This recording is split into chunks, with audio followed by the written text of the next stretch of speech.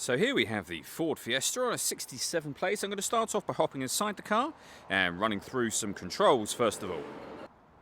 As we approach the back of the car, you can see we've got reversing sensors. I think it's well worth seeing the boot space before we climb in and run through those controls. You can also see we have a 60/40 split folding rear seat as well.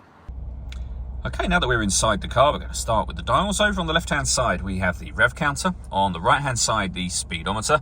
And then in the middle at the bottom, first of all, the fuel gauge and coolant temperature gauge. And above that, the main trip computer, which includes the total miles of the car. They are 35,366.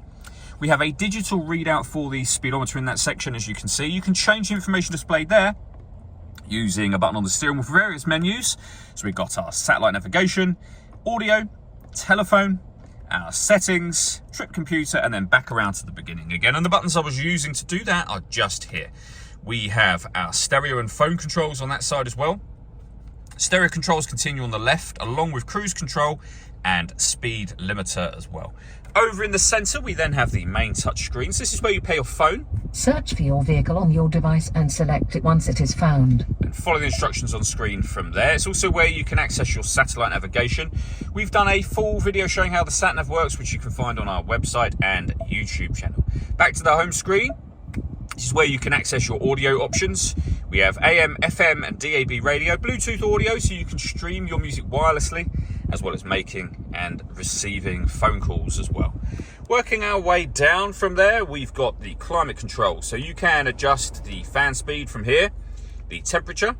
You can determine what direction you'd like the air to be distributed in. The air conditioning is on at the minute, so that's off, back on again, or hit auto.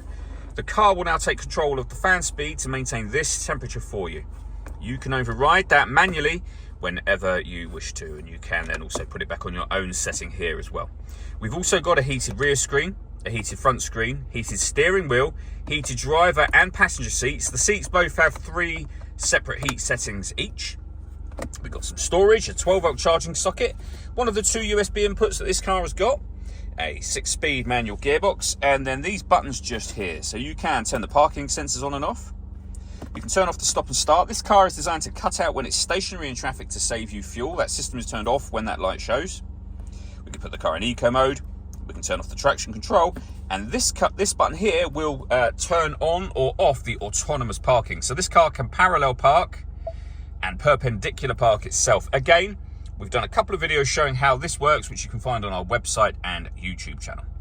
The last thing I want to mention are the double sunroofs here. So that fixed one, or at the back, that is a fixed one, so it won't open. This front one, however, will open as a proper sliding sunroof, should you wish to do that.